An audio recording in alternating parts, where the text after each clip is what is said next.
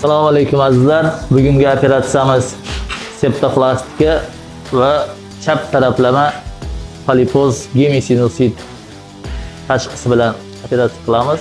Bu bemorimizda mana burun to'sig'i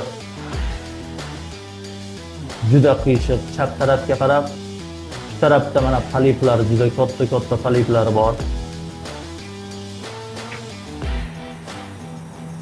Mana bu o'ng tarafi, bu yoqda perigorodga juda qiysayib ketgan va chig'anoq juda kattalashgan.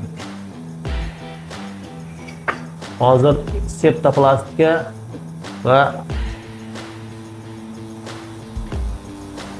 polipozniy gemisinusit amaliyotini bittada o'tkazamiz.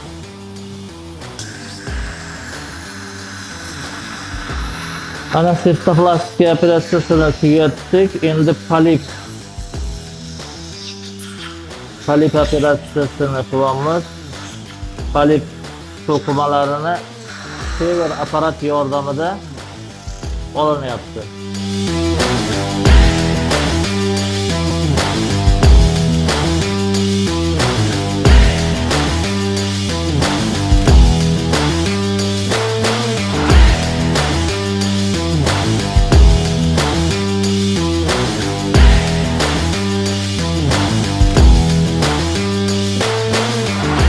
Mana operatsiyamizni muvaffaqiyatli tugalladik.